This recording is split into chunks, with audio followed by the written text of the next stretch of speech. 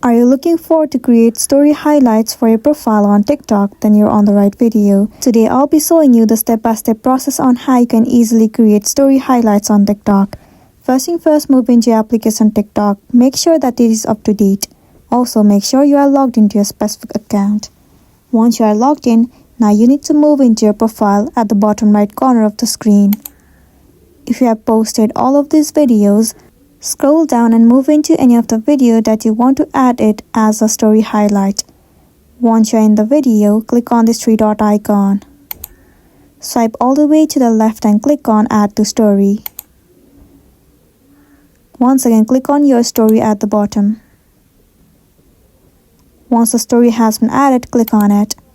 Now click on this highlight icon at the bottom of the screen.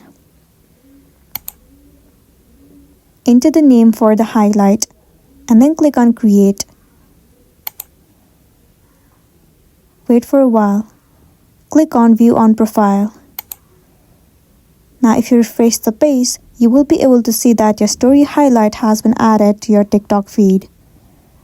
So this is simply how you can create story highlights on TikTok. If this video really helped you, give it a like and check out our next tutorial. Thank you.